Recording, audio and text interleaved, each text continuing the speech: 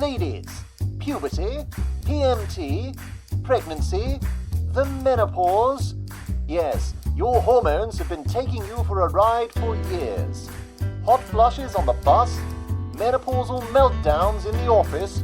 Whatever those hormones have made you do, Jenny Smith and Kate Bauss are here to lend a sympathetic ear.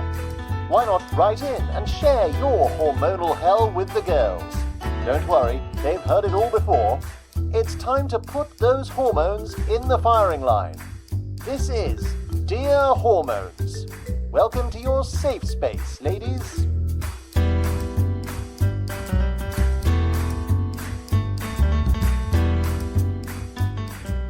Coming up on today's show, hormonal brain fog at the supermarket, an introduction to one woman's menopausal alter ego, and a trip from hell to the local harvester. Hello and welcome back to Dear Hormones. Hi Kate. Hello Jenny. Kate, it's the season finale. Yes, finally. We've done 10 episodes. I know it's not very many, guys. I know a lot of other podcasts do a lot more than that, but we do 10 and that's that. But we'll be back with season 4 very soon because we've still got other letters, haven't we, that we want to read out in season 4. But for this one, we've got such good letters in this one, Kate. I can't wait to start. Before we do though, Kate. Yes, Jenny. Kate's menopause watch. Oh, I know what you're going to say. I feel we need to address something, don't you? I know exactly what you're going to say. I think you need to tell our lovely listeners what happened last week. Oh, it was my son's birthday last week. And I got him a birthday card and I spent ages choosing photographs, it was a Moonpig birthday card. It was really gorgeous, some stunning photos. It took me about an hour to do it. Age in the middle, 14, received it, lovely.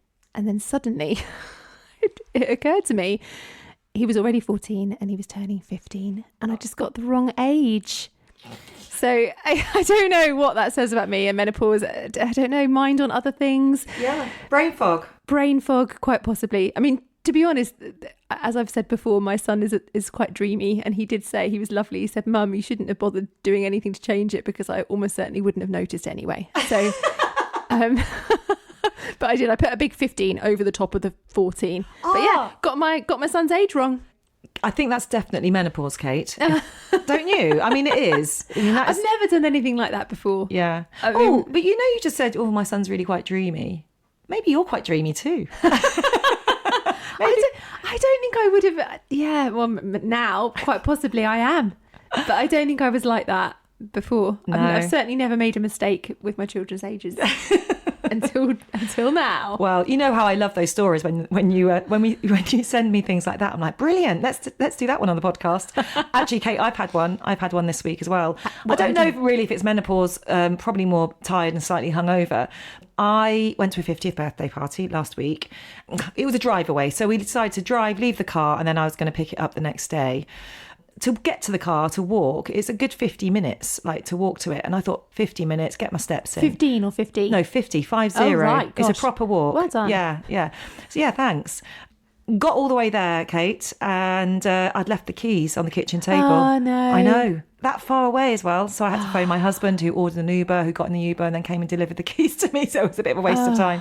So, it's not just you this week with the menopausal mishaps. What a pain. I know. Oh, dear. Anyway, this is quite an exciting episode. We've got menopause guru Naomi Potter. Dr Naomi Potter is going to be answering a few questions for us at the end. We get quite a few questions, quite common questions asked to us quite regularly. And I said, I wonder if you could just put people straight on these questions, please. And she said yes. She's written a book with Davina McCall, hasn't she? Yeah, she's written a book with Davina McCall, which has won an award. And she also runs her own menopause clinic called Menopause Care. So I quite often refer people who come up to me and ask me questions. I'm like, I don't really know. I know I do a podcast, but I don't really know. But you need to speak to Naomi. So Menopause Care is her company with lots of other menopause doctors that she has a team of them that work specialising in women's health. So check her out. She's amazing. Anyway, letter number 1. This is from a lady called Caroline Jones. And I met Caroline back in lockdown when I did my photography project. I did a charity project where I was photographing people standing at their front doors. And then people donated to charity, and I went and took a photograph of them at the front doors. And I raised quite a lot of money for charity. And then Caroline, once that project had finished, Caroline got in touch with me because she too, quite a few years ago, had done her own charity project. And she basically phoned me up to say, look, I've seen all your photos. It looks fantastic and well done for raising the money. But then she said, but was it hard work? And I was like, it was such hard work. And she sort of, so we had a bit of a bonding moment over how, what seems to be like a very nice, beautiful charity project on the surface is actually quite a lot. And she said that she was going to be doing a podcast, and would I appear on the podcast talking about what it's like to run a charity project. So she's interviewed lots of people who've done lots of charity projects, and I'm going to be on her podcast at the end of February. And she said that she would write a letter for us for our podcast. You're on each other's podcast. Yeah. Fantastic. So her podcast is called What Have I Done? So thank you very much, Caroline. And here we go with our first letter. It's called I Didn't Mean To. Dear Jenny and Kate, I didn't mean to. I really didn't. I can explain. It was the dreaded weekly shop with 2 toddlers in tow, and I was recently pregnant with my 3rd. My eldest daughter, age 4, was busy helping me load up the shopping trolley, and my younger daughter, 20 months at the time, was sitting patiently in the trolley seat. For me, this was what success looked like.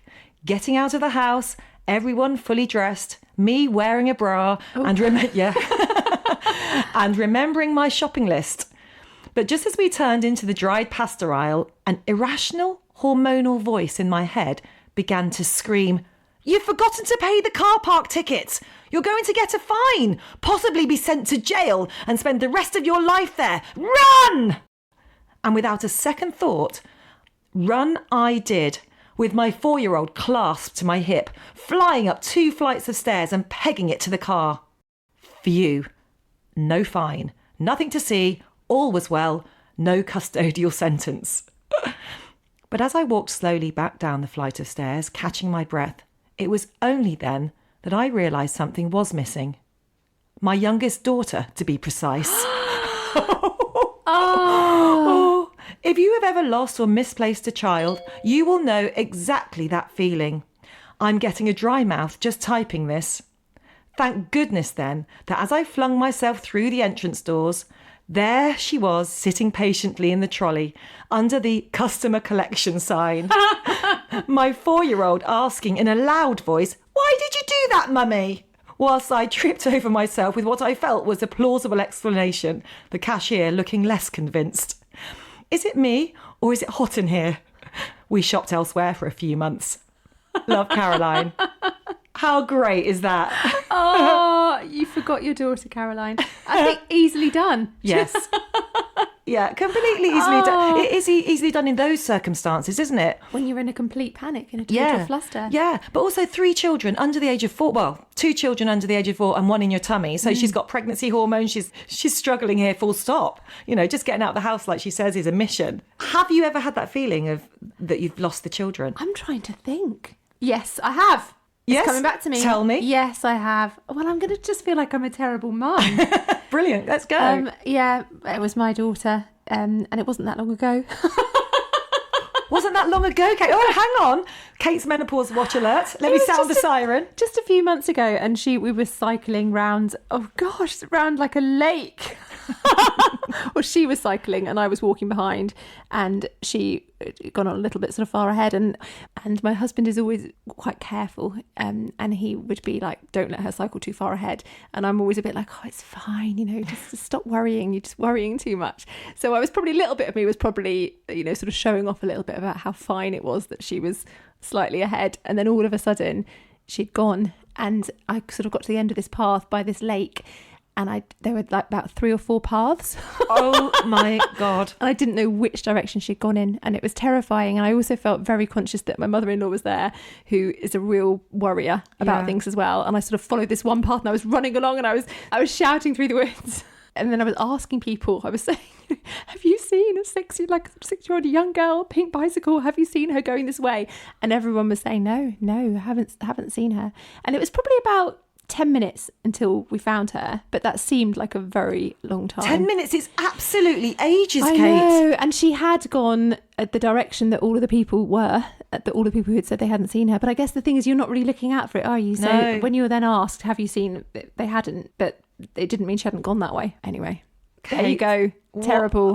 And the feeling though is So I can horrendous. relate, Caroline. I can relate. I felt terrible. I mean, your 20-month-old, I'm hoping, couldn't walk and she was sitting in the trolley, but yeah, there would be that worry that obviously. Oh, I know. Oh, dear, I can relate completely. I used to have that fear on a daily basis that my son had gone missing, because I only have one child for starters, which I don't know if that helps or not with this situation, but wherever I was constantly, where is he, what's he doing now, where's he gone, and I remember he used to do kung fu when he was little, and we used to go to this church hall, and all of a sudden I just couldn't see him for literally 4 or 5 seconds. That's all it was. And immediately, Kate, I immediately thought, someone's come in, someone snatched him, I'm never going to see him again, I better phone the police, this is a nightmare. That's immediately where the brain went. Not just like, oh, I just need to just go and look for him, I bet he's... And he was in the corner, I was hiding actually with a friend under the table. You know, it was just an obvious solution. But as a mum, you immediately go to the worst case scenario, don't you? Oh, well... You were a good mum who immediately went to the worst case scenario, whereas I think I actually had created a proper scenario for myself and it was my own fault. So, yeah. Oh, Kate. I'll be more careful from now on. Thank you so much, Caroline. Don't forget to listen to her podcast, and it's called What Have I Done? It's very good. So I've got letter number 2 here. This letter is entitled Doreen, and it's written by Katie, who's in London. Dear Jenny and Kate, I like to think of myself as a nice person.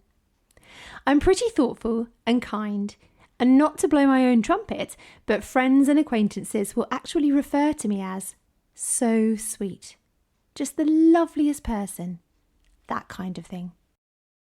What they don't realise is that I have a secret. That secret is my alter ego, who comes out from hiding whenever I'm feeling hormonal. No. This alter ego is such a force that I've given her a name, Doreen. Oh, love this. What a good idea, giving her a name. She has a name. It's hard to explain, but at times, Doreen literally takes over. She is a voice inside my head who battles with the real me. I'll be walking along the street feeling fairly calm and normal, and then a small thing will happen that sets Doreen off. The other day, a wonderfully well-turned-out and no doubt very lovely lady walked towards me. She was wearing a strikingly beautiful coat and had perfect makeup. How gorgeous. Good for her, the nice Katie of old would have thought. Not so Doreen. Fuck you. Doreen growled inside my head. Mrs. Perfect. Well, aren't you the lucky one to have time on your hands to sit in front of the mirror and make yourself look beautiful? Some of us are sinking under an impossible workload and all the millions of chores we have to do. Some of us don't have the time, let alone the money, to go shopping for a coat like that. You can just fuck right off. I absolutely love this story. She's so right. I think we all have that internal monologue in our heads, especially if you're hormonal, don't you? We've all got a little Doreen inside our heads. We have. My daughter has a friend who lives a little out of the way. Somehow, her parents never end up collecting her from our house, and that job always falls to yours truly. Doreen can't help herself in these instances. Bloody freeloaders! She'll be hollering inside my head. Whilst on the outside, I'm all sweetness and light, gushing her, "You're so welcome," as I drop her off yet again. Oh, I love Doreen. For several years now, there have been these two utterly conflicting sides to me. It's rather as though those two grumpy men from the Muppet Show who sit up high in the theatre are sitting up high in my head. Kermit makes sure the show goes on, and so does Katie. But there's a constant grumpy dialogue going on. At the right moments, it can actually be somewhat entertaining. One day, I think I'll be a grumpy old lady in an old people's home, hopefully with a friend beside me who can prod me with her walking stick if my grumpiness becomes too unbearable. I keep Doreen pretty hidden from the outside world, but increasingly, I find she's threatening to come out from hiding. My friends and family could soon be in for a big surprise. Doreen, fully unleashed, will be a sight to behold. Oh, Katie, Katie, I feel like I want to move in just so that I can witness Doreen being fully unleashed, don't you? I love the sound of Doreen. I think we all sounds funny. We all have Doreen in our heads, surely. All hormonal women have a Doreen living in their heads. I love that she's given her a character, because that actually helps me out quite a lot when I think back to all the things that I've shared on this podcast that I've said. I love the idea of giving that person a completely different name, because it is a completely different person that takes over, isn't it? Yeah. And what a great way of being able to rationalise it. It's not me. I wasn't the one to say that to my son or to do that to my husband. You know, it was Doreen. It was Doreen. Katie, thank you so much for writing. That I love it. I love the story about the lady on the street who had done absolutely nothing wrong other than just look nice. She's like, fucking... Yeah, that's the all best one, those isn't it? expletives that are coming out. And I love that, just like sweetness and light, you know, like if you did see someone, you know, like, oh, hi, don't you look amazing? And Doreen's just like right there going, no, she doesn't. Well, I'd look that good if I had all that time on my hands. But you'd have to be careful, wouldn't you? If you really do have a voice going off all the time inside your head, you've got to be careful to get the right voice out of your mouth. It could quite easily spill over into, Well, and it does, doesn't it? I mean, in hormonal times, it does. That's exactly what is happening. Like when you actually get, when Doreen's fully unleashed, she's not going to be in her head anymore, is she? Yeah. That's why I really want to witness it. Maybe, Katie, why don't you just set up, you know, one of those cams that you can have on your head? What's it, like a GoPro? Could you just have that from now on? Just like record your everyday life. In fact, just do it. That's a great Instagram channel, isn't it? Just have Katie. Katie and Doreen. Katie versus Doreen. It's like Jekyll and Hyde, isn't yes. it? Yeah, Katie v Doreen. And you just watch Katie all the time, and then sometimes you see her come out. Yeah. I wonder whether her Doreen actually does come out. I think the Doreen is all inside her head. I think she's still at the stage where she's able to separate the two, and Doreen is still in her head. Yes, yeah, she's not come out yet. She's yet to witness. I can't wait for Katie writing when Doreen presents herself to the world. Could you please get back in touch? Thanks, Katie. Right, listen, warning for the next letter. Letter 3 is called The Harvester, and if you are at all squeamish, if you're eating, I would recommend that you pause the podcast and come back afterwards, or maybe quite a bit afterwards, actually, so you don't feel sick later. Here we go. Okay. This is from Maggie in Milton Keynes. Dear Jenny and Kate, I'm taking you back to the early 90s now, and a time in my life when I was on a perpetual diet. I'd been eating less than 800 calories a day for about 6 weeks without stopping. Absolutely diet obsessed. The reason I'm telling you it was the early 90s is to basically excuse my outfit, because the outfit is pretty key to this story. I was wearing a black body, one that didn't have any poppers in the gusset. You know, bodies. Yeah, oh, we all have bodies. Do you know they're back in the shops now, aren't they? Yeah, they are. This is crucial information about the fact he didn't have poppers. That's crucial information. Oh, okay. I also had on a flary animal print skirt with an elasticated waistband, which I'm not even sure was acceptable in the 90s. And I was also sporting a short mustard jacket, one that didn't do up. Again, vital information. I can picture it. The other piece of information you need, especially being a podcast about hormones, is that I had my period. And when I had my period in those days, I used to get a very, very sensitive tummy and bowels. Okay. I can sense where this is going. I mean, I've got a cup of tea next to me. I might even put that to one side. Maybe finish it quickly. Ooh. Anyway, my dad was coming to visit and we decided to go to the local Harvester for dinner.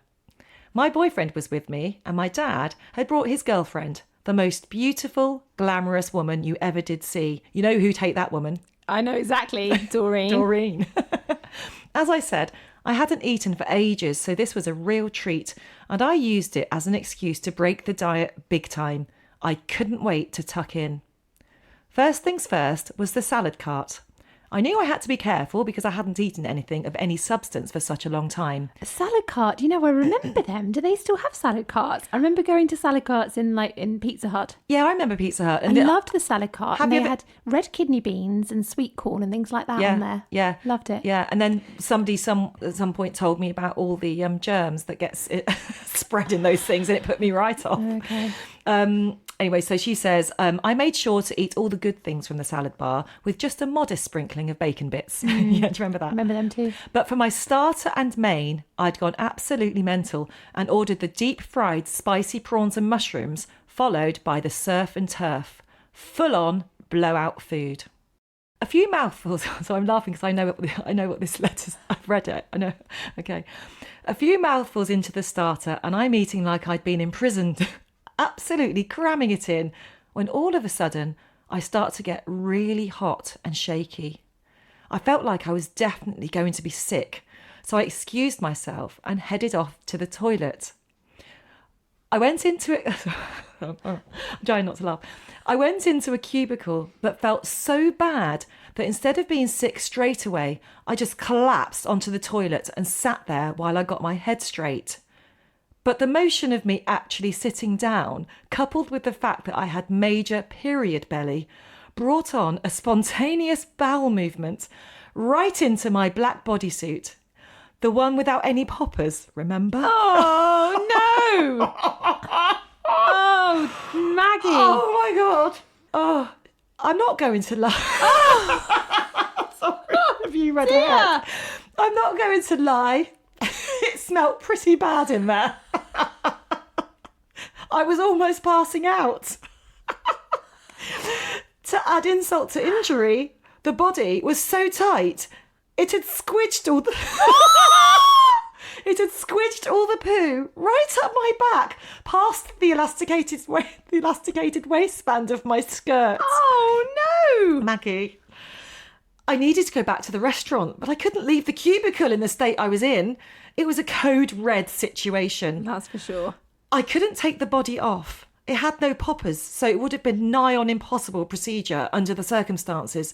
But also, my mustard yellow jacket didn't do up. If I'd taken the body off, I'd be walking out there practically naked. What's she going to do? I'm just going to pause there for a minute. What's she going to do? I mean, I know you know. Okay. She's got to take it off and rinse it out. She's got to wash it out. And that's when things hit an all-time low. No, you can't go lower. You're already at an all-time low, surely. Without being too descriptive, all I'll say is that my own bare hands were heavily involved in the clean-up procedure. Was there no loo roll in there, Maggie?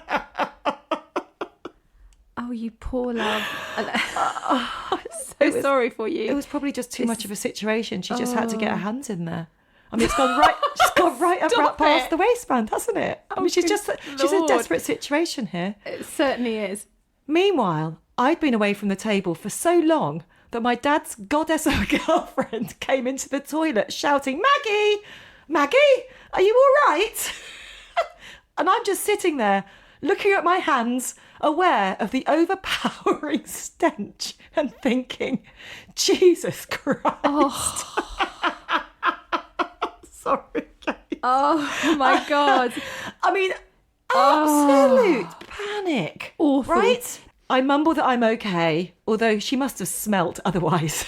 And I eventually made it back to the table where I just sat really quietly, festering in the remnants of my own excrement. Oh, no. My dad asked if I was okay, but we don't have the kind of relationship where anything like that would have been discussed. Well, I mean... What I should have said was... Hang on. Jenny. What I should have said was, Dad, I've just shat myself and I need to go home. But I didn't. And then, no sooner had I sat down than the bloody surf and turf arrived. I just couldn't deal. Oh. Later on, when I told my boyfriend about it, I asked him if he thought anyone had noticed. And he said to me that he had noticed a faint smell of a baby's nappy. When I got home, I raced off to the toilet to take my clothes off and get changed. But the final indignity was yet to happen. The body was fairly tight-fitting, and as I attempted to take it off, the remaining poo flicked all over the bathroom walls. No.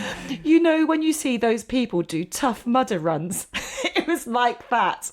A scene from Tough Mudder at around 15 kilometres in.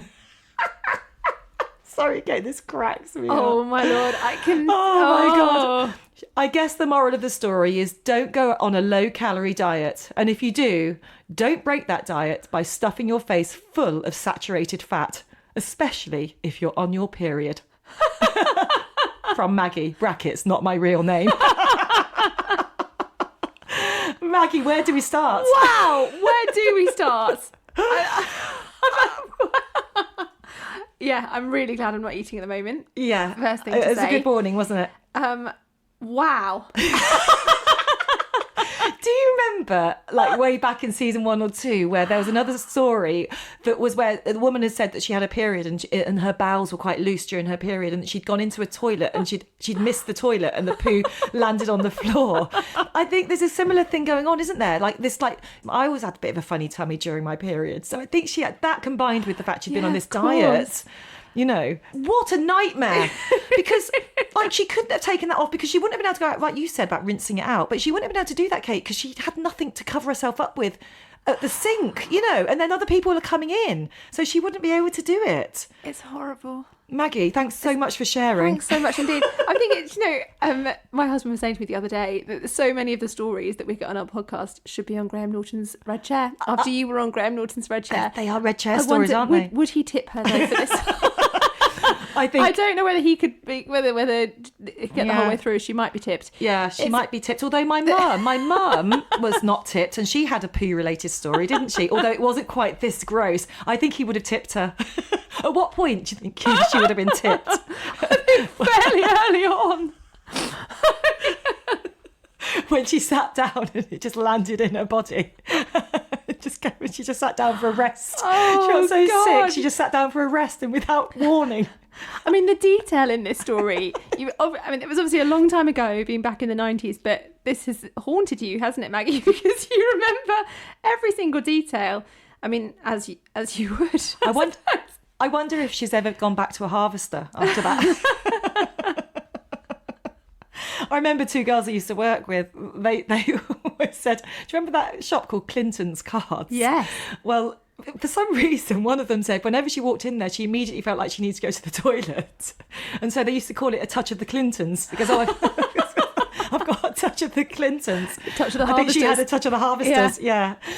Oh, right. Thank you, Maggie. Thank you Thank very you. much indeed. Yes. Yeah. Okay, everybody can go back to their dinner now. Letter number 4 is entitled ADHD. It's from Cara in the Lake District. Dear Jenny and Kate, I am so excited about writing into you that I've already prepared myself for this letter by making myself a large mug of tea, consumed a rather chocolatey biscuit. I can't believe we're going into food. After that. Consumed a rather chocolatey biscuit, surfed the internet for a bit, put it off for a few months, and then suddenly, here I am, at 4:30 a.m, unable to sleep and ready to start it. So here goes. Okay, so she's put it off for a few months. Yeah, she's procrastinated there, hasn't she? She has procrastinated.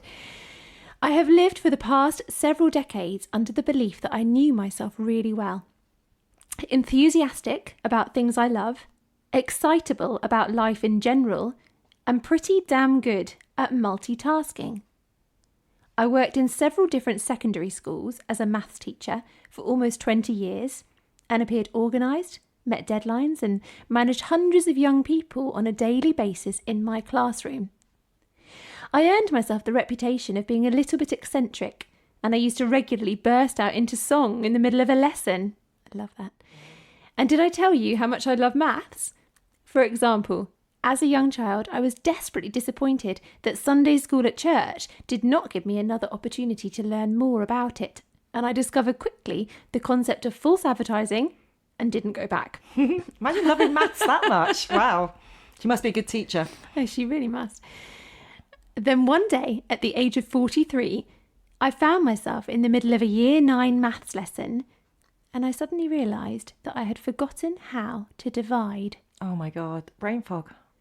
It was the first sign there was something wrong.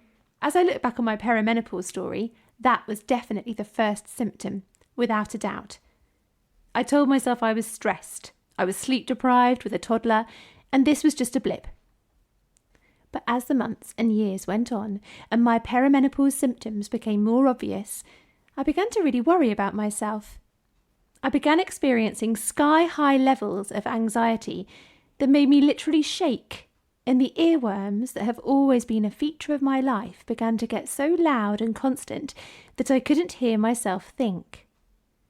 It's very hard to focus on teaching advanced calculus when, for example, We Don't Talk About Bruno is playing on repeat in one's head. And I don't mean just the tune, but the full version with all the vocal layers. I also noticed that my time management wasn't going very well anymore, and after school I could barely sit still in my chair to plan lessons, and I would get distracted and get up to do things that didn't need doing. Something was going on, and I didn't quite understand what. I started experiencing panic attacks on the way into work each day that wouldn't quite leave, and I literally became exhausted to the point where I reached crisis point and had to take some time off work. I then sought help from my GP.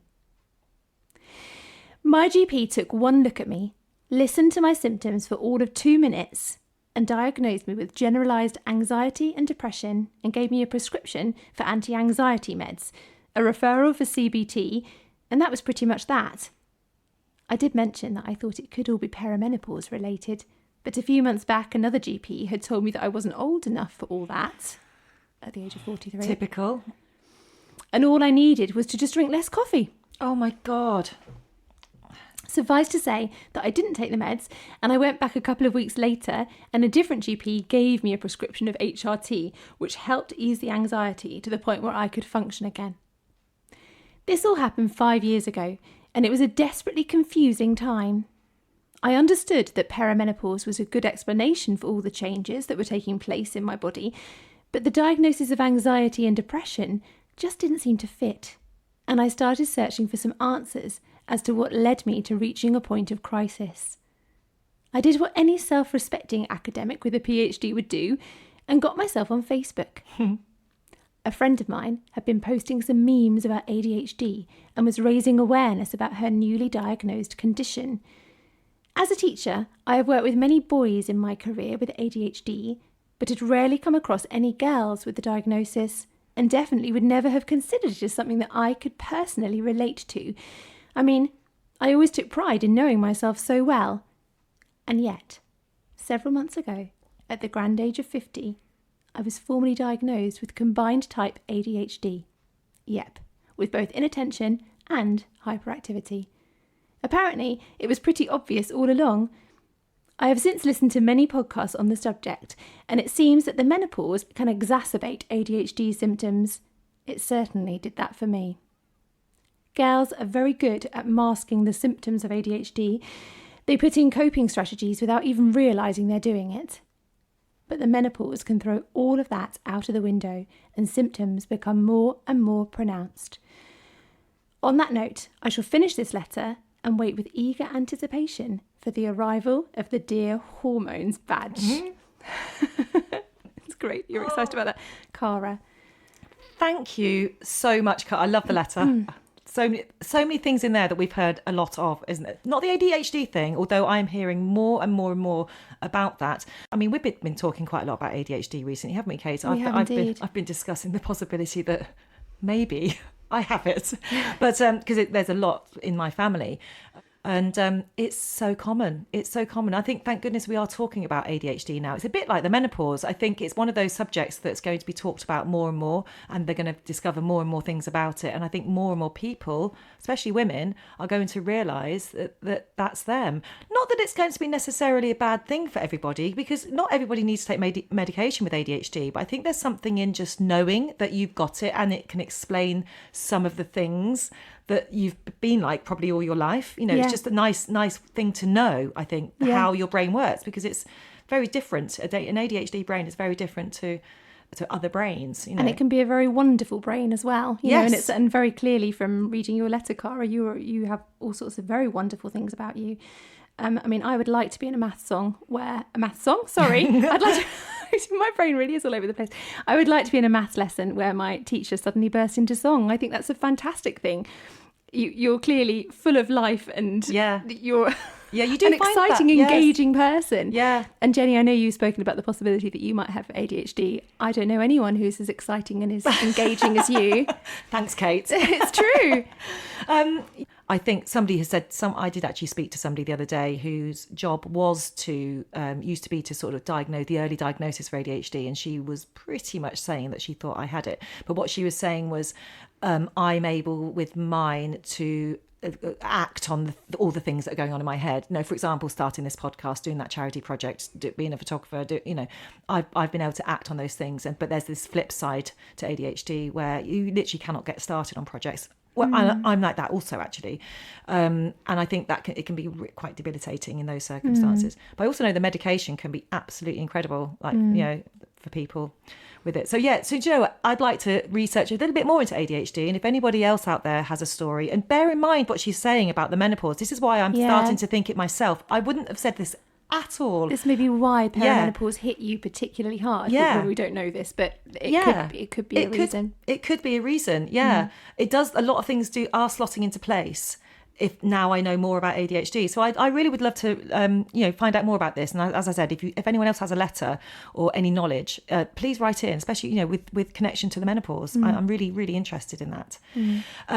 And speaking about that sort of stuff, we've obviously got our menopause guru, Dr Naomi Potter, who has answered some questions for us. So I asked Naomi just to record herself answering these questions. And the questions that we asked her are just things that we hear quite a lot, Kate, don't we? And obviously we're not doctors, so we can't answer these questions, but they're just quite common questions. So I'll tell you what the questions were, but she'll answer them.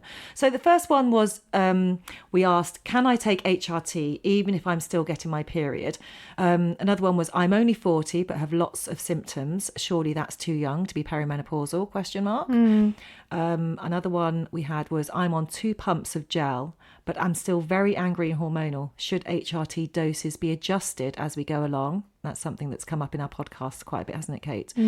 And then my friend has switched from the gel to the patch and feels better for it. Is it worth experimenting with different methods of HRT? Do women absorb differently? And the last one was, I've had breast cancer and can't take HRT. Do you know of other effective remedies for women like me? So they're the questions we asked her. And here is Naomi Potter with some words of wisdom. Hello, Jenny and Kate. Thank you for inviting me onto your podcast. It's a pleasure. So I will just crack on with answering your questions. And so the first question is, can I take HRT even if I'm still getting my period? I'm 53 and experiencing other symptoms. And the answer to that is very straightforward. It's absolutely yes. You do not have to be post-periods to start HRT. In fact, it's often better to start when you're still having periods, because that can be the time of biggest kind of hormonal chaos. 40 is not too young to be perimenopausal. It's one of the common misconceptions about the menopause. And it's younger women that actually need identifying and treating most urgently. They often have the most extreme symptoms, and they also have the consequences of being without hormones for longer. So it's very important, if you're younger, that you are identified and that you get access to the right care. And then your next question, I'm on 2 pumps of gel, but I'm still very angry and hormonal. Should HRT doses be adjusted? It is very unusual for women in the perimenopause to not need their doses adjusting accordingly.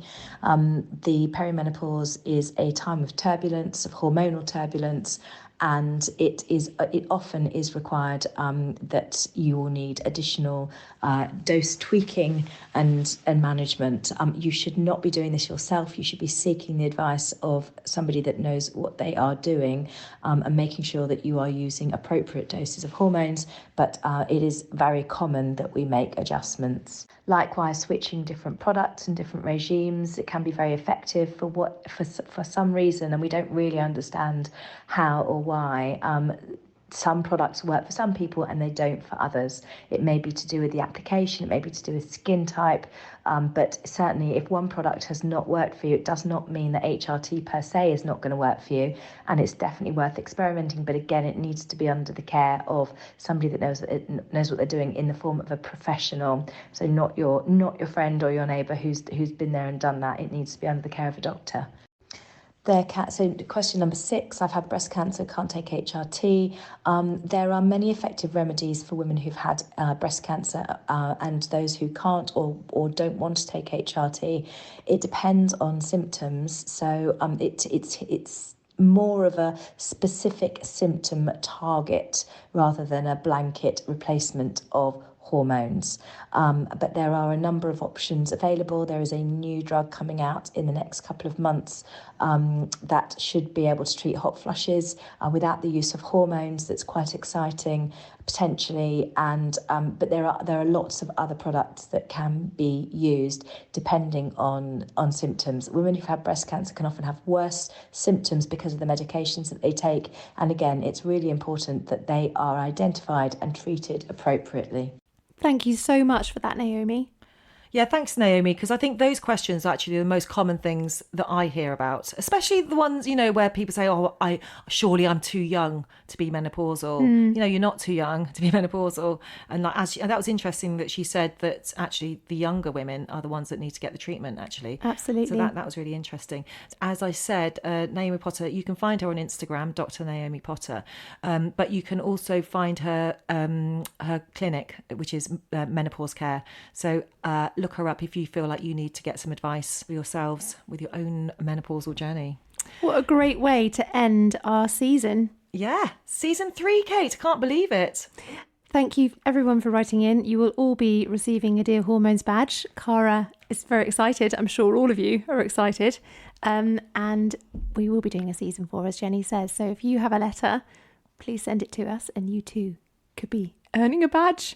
And it's so good for us all to share. And as you can see as well, I mean, every single story that we get, I feel as though we can relate to in some way, can't we, Jenny? So yeah, we say that a lot, don't we? We read a letter and we're like, yep, that's happened to you. Oh, yeah, actually it has. And we're going to keep a close eye on Kate's menopause watch because it's so ramping up now. I think we've got some good stuff. We'll have some good content, I think, for season 4, Kate. So start writing things down because you'll forget. As soon as it's happened. Thank you so much for listening, and we'll see you for season 4 very, very soon. Bye. Bye-bye. That was Dear Hormones with Jenny Smith and Kate Bauss. If you've got a story to share, email the girls at dearhormones@yahoo.com or they're @dearhormones on Instagram. Until next time.